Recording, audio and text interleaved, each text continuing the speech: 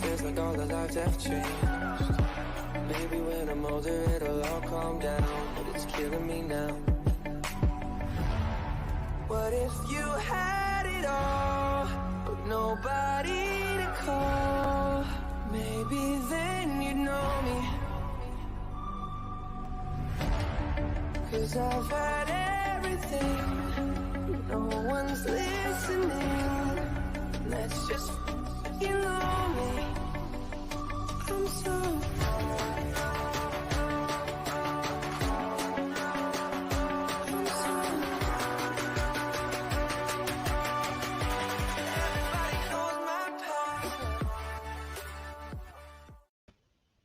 Ladies and gentlemen, good evening. Lovely to see you. In fact, my wife has said, don't keep saying lovely to see you. She could think of something else to say. Anyway, it's great to see you tonight, and great to have you on this live at 8. For those who are coming for the first time, welcome to the Care Managers Inner Circle.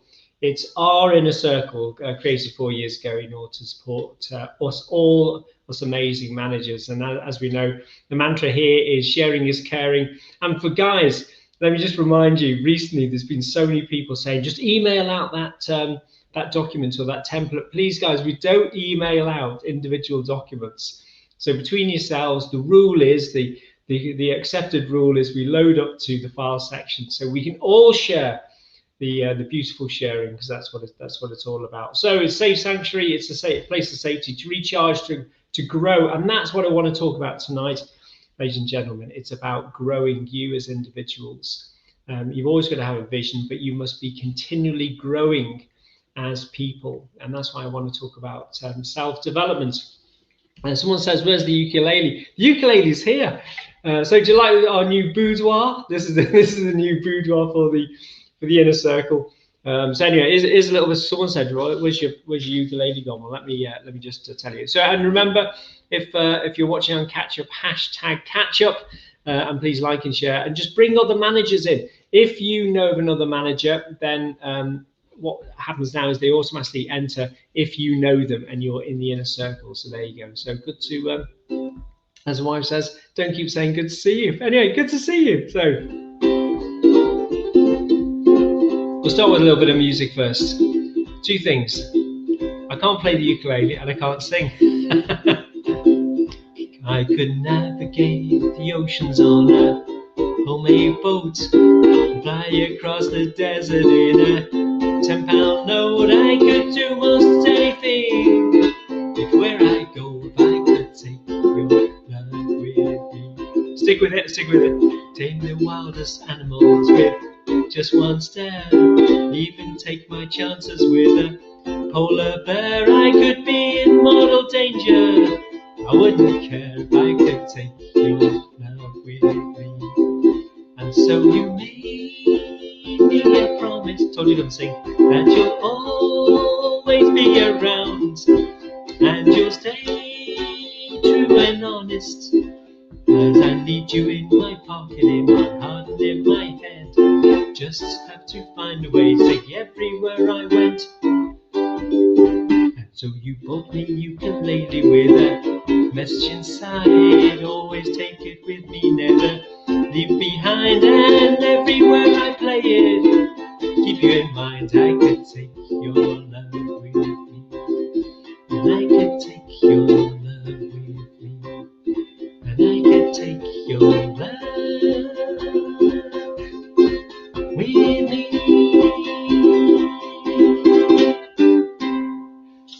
And 20 of you are still here. Well done, guys. Once again, tonight is about self-development. You might think he needs a bit more self-development on that ukulele. No, the reason for this is completely alien. In life, it's completely alien to anyone in social care, I've got to say. And there's so many different walks and professions where you could be in the medical profession, you could be in any other walk of profession, and professional development, continuous professional development, investing a lot of money actually by their organizations investing in them, or they themselves, how alien is that? They themselves investing in that also is quite alien to the social care sector. So please, if you've got any comments, and put them. Someone said, "Lovely the new setup, Jonathan." Oh, thank you very much. And someone's got the old rainbow on there, because of course it's LGBT History Month as well. Some fantastic links. In fact, a link that I think our own Nicholas Key New also put on, and it's a fantastic little story of the LGBT story. Which is well worth sharing with your staff. So anyway, what I go back to is that it's quite alien to anyone in social care to actually start considering seriously about their own self-development, with of course one or two exceptions. And over the year, I've invested considerably, or over the years, you wouldn't think it, in my own self-development. And I just want to talk about that tonight. If there's an opportunity, Rob Coulthard, who's a fantastic friend, great guy. And he's a great speaker on leadership, and his amazing daughter as well, Sophie.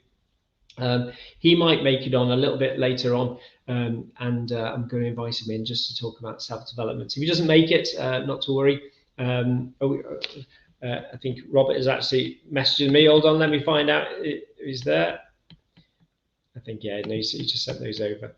Got it all going on, isn't it? I haven't got anyone else to do this apart from me in our front room. So let me just talk to you about, the reason why this is important is for two reasons. First, you can make a lot of money. And I'm not saying that we're all in this for money, of course we're not, but money is important. And so the reason why you may wish to consider self-development is in terms of your own career progression.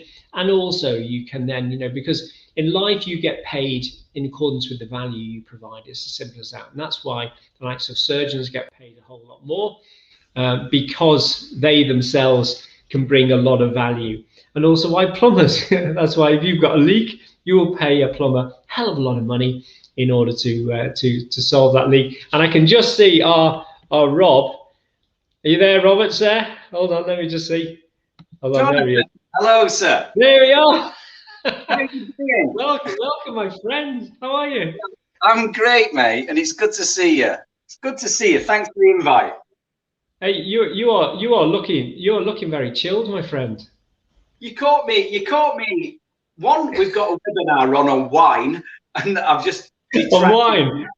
A wine webinar. Two, I'm cooking. Mate, and three, I'm having a beer. And I thought, why not join the Crazy Jonathan? It's like, you couldn't get better, could you? You've like made my day complete, buddy. I've got to say to everyone, I've heard Rob speak, and Sophie, his amazing daughter, on leadership. And tonight, Rob, as I mentioned to you, I gave Rob lots of notice. I gave him probably about 15, 20 minutes notice of this. But he's such can-do guy. He's ex-Army, ex-PT Corps, a fitness guy, and I've got to show, right, let me see if I can share this picture. I've got an amazing picture of Rob. He's into Wim Hof techniques. For anyone who doesn't know what the hell I'm talking about, I'm going to show you this picture. Right, if this works, hold on to your pants. Let's see if this works. Hold on. Yeah. Tell me if it actually shares. I used to be an athlete, Jonathan. Great. Can you see that, Rob? Yeah, that's on, mate. Right, there we go. Look at him. I put a good hat on a Sunday, a bit like you, Jonathan. When you're presenting, you get dressed up. I put a good hat on a Sunday. It's normally a little more. I mean, Rob, tell me how I was going to say how cold. How warm is that, mate? There now it's warmed up considerably in this last week. It's about five degrees at the minute, because we're on a chalk stream just across the field from me here. We've got the river, and it's a chalk stream. It's grain fed. It's about 5-6 degrees now, and back in through December and January it was a little colder. Oh my God. 3 or 4, but that's good. It doesn't matter, really. It doesn't matter. The temperature doesn't matter. And the reason you do this is because it's great for your immune system, isn't it? Yeah. In terms of Wim Hof is a chap you follow the techniques. Yeah, I think 2 things, Jonathan. One, I've been through a challenging sort of like 18 months, you might say. And I knew I needed to sort of get a grip of myself. And I've I'm involved with the environment, your environment, quite a lot in the care sector. Yeah, and yeah. so I just knew, and I see people, and I'm forever preaching people, Lord, and I'm challenging care leaders. You're good at looking after everyone else. What you like at looking after yourself or your staff? And there was always like an imbalance. And I just knew with the crap I was going through that I had to sort of reach out and do something. And this caught my attention. My background is physical training and all the rest of it, and psychology. And I had to look for something. And I stumbled onto this by a friend of mine, sent it me, says, "Oh, you need to have a look at this." And so the Wim Hof is this crazy guy who does this extreme breathing techniques and cold water. And so I thought I'll give it a go. And honestly, it just grabbed me, it just grabbed me. Yeah. Because it is quite a bug, and it's not just about cold showers. I know we joke about stuff like that, and Rob and I have a lot of banter, ex-army banter, which is great. I said to him the other day, I said, "Don't worry, Rob." I said the novelty will wear off once you, particularly if you're in the infantry. But Rob, though, he's serious about this, and it does demonstrate in terms of and there is proof that your immune system is absolutely magnified through these techniques, exposing yourselves to cold, because we've grown a bit soft, haven't we, mate? Yeah, I think that's it. The human body has reduced its ability to take shock. And so where we've always been able to respond as an animal to shock and respond and come good with it, because obviously shock's a stressor, you stress your system, you get stronger to cope with things, and that's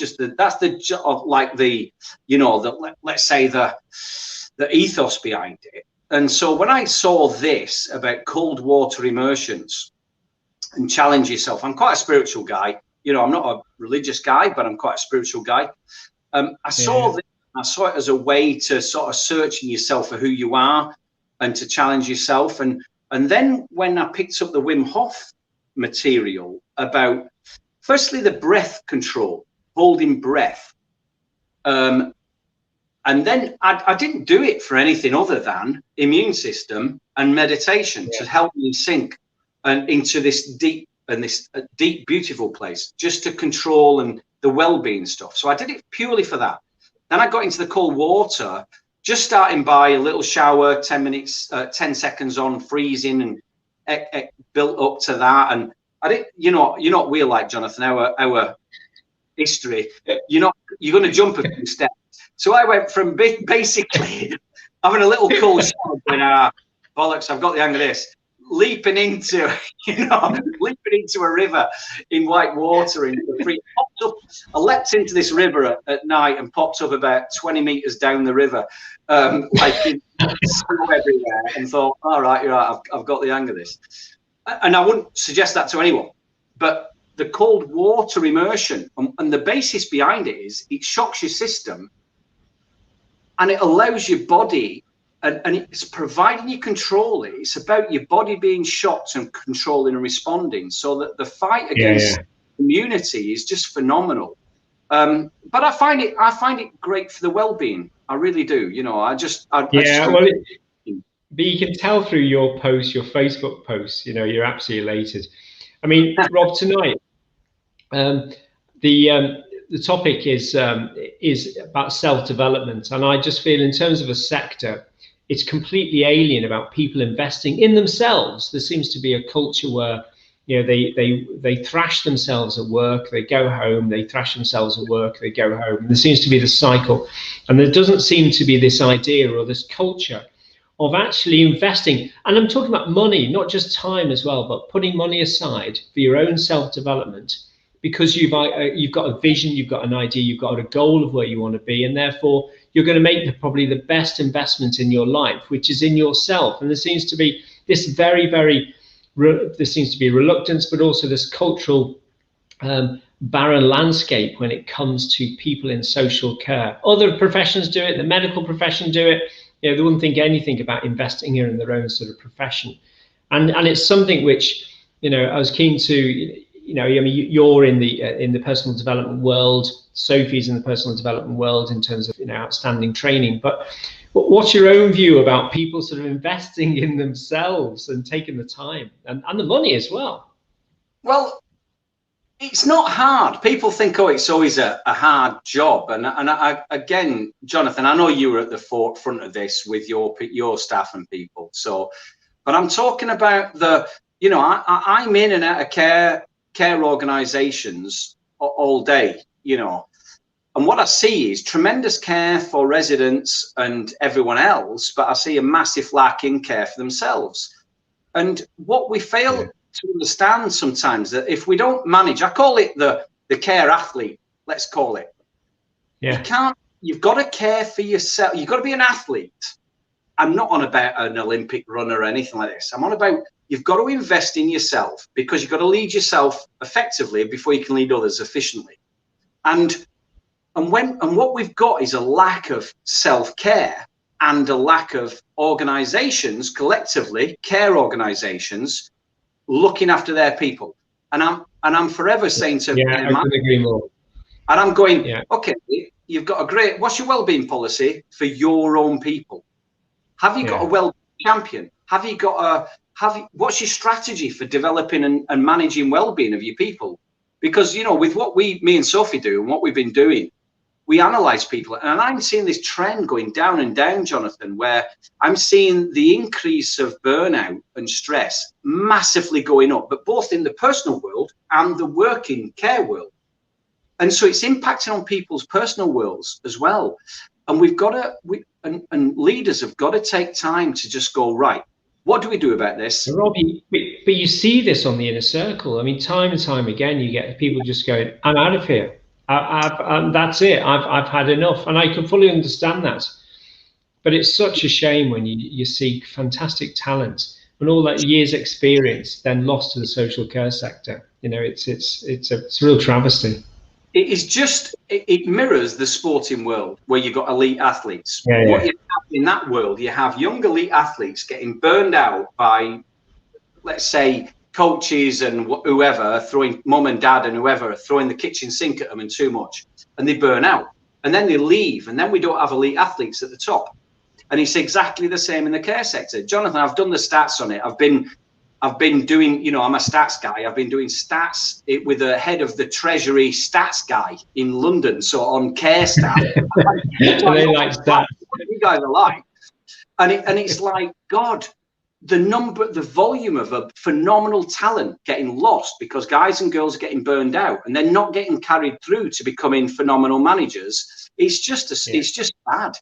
And people, and because you and the guys and girls listening are so wrapped up in looking after everyone else, the 93% of us are crap at looking after ourselves compared to looking after everyone else. Now, the care sector, that doesn't go to 93%. This is going up to like 99%. Nearly everybody in the care sector looks after everyone else by themselves. And this could be their Auntie Doris or flipping Granny or the staff or anybody else bar them. And it's got to shift. Yeah, it is. And let me just, so I've got a few top tips, not top tips, just things for people. Love it. Right. So this is in terms of personal development, and there's a few little takeaways for people, nothing more than that. So this isn't me saying this is what you should do. These are just a few little takeaways, and myself and Rob will chip in. The first thing, which I'm sure Rob will agree with, you've got to get serious about your own self-development. And we're not talking about health as part of that, your emotional well-being, but also about your own professional development as well. And you might have to put some investment in terms of money and time aside, which is very, very convenient for a lot of people in social care. So that's the first thing, get serious. And also understand there's two reasons why you might want to do this. First, if you want to earn more money. So you might be a registered manager at the moment, but you've got your eye on the prize, you enjoy what you're doing, you're bloody good at what you do, but you want to now move to a group level or become a director in that organization. And there's a pathway to that, but identify the skill set, identify where you've got gaps at the moment so that you can fill those. So decide what qualifications will enable you to facilitate getting that next appointment, that next promotion. Also, in terms of the actual skill set here, There are a number of things in terms of development. You can develop your own mindset, your own skills. So that could be presentational skills, assertiveness skills, or your knowledge, and that could be NEBOSH, that could be accountancy skill or accountancy knowledge. So there's three main areas. You could also become a member of a group, a network, a peer, because you can get an incredible lot of knowledge, peer-based knowledge from memberships of organizations. And also, as Rob and I know, you can invest in mentorship. Now, there's a big difference between a mentor and a coach. A coach effectively is about self-awareness, and the coach will assist you facilitate your own development. But a mentor has done it. They've got the t-shirt. They're the ones that have been registered managers. They're the ones that have achieved outstanding or whatever it might be. And so a mentor is very different. And the mentor will almost tell you what you should be doing and hold you to account. Very different from a coach. A coach will facilitate what you want to be doing, type thing. And the final one here, just conscious of time, is you've got to be prepared to put an investment over the years. I'm sure, like Rob, we put a lot of money into our own self-development, and I remember years ago, I invested £475 to become an asbestos surveyor, straight out the forces. Someone said, you want to be an asbestos mate, there's loads of money. I invested, so £470. Over the years, I must have made about £150,000 through asbestos. So for £150 or £475 investment, there was that. I mean, that's just an example, but it shows but that was a super niche area of asbestos surveying world, which I was comfortable going into. But Rob, lovely to see you. What are you involved with at the moment, apart from wine webinars? Well, we're doing wine webinars, great. We're back on doing some research, and we're looking at care organisations again, Jonathan, and we're looking. We're trying to support this shift in culture and leadership. And I think what you've just come out with there is fantastic, because you've got to create a habit. People will listen to this, and if they don't get off the backsides and do something, we might as well just done this down the pub. And we probably could have been, because I'm having a little beer while I'm cooking. We could have done that, but people have got to invest in a habit. And we've got a lot on with research and supporting organizations, and we've known in this last 18 months and more that we're trying to reach out and we're doing a whole pile of freebies and trying to help people and support people. I know you are. I know. And so I think the guys and girls out there reach out, and what they don't do in this care sector is ask for help. Your managers don't ask for help when they need it. I know. That's why, and they don't share. They don't always share. They do now in the inner circle, because we're a sharing bunch, but traditionally we don't share. What you're doing is fantastic, Jonathan, because any highly successful people has been pretty cool about reaching out and asking for help. So absolutely right. Well, look, Rob, it's been lovely seeing you. So for everyone here, I'll put Rob's details in the chat tonight. But it's great seeing you, and love to Sophie. I think the two of you have got some amazing book on leadership. I think it's a care manager leadership book. We'll put the link of that, because it is a great book. And thank you. Great to see you tonight. So get the cold tap on, get yourself immersed in the bath. Well, actually, I put a hose on in the garden and just go out there and just give it a go every morning. If there's anybody walking across the path back of me, I go in the river, because obviously I'm exposed at the back. Brilliant. Rob and everyone, look, lovely to see you tonight. Invest in yourselves, take it seriously, and we'll see you very soon. Thanks again, Rob. See you soon, friend. Right, and bye for now. Take care now.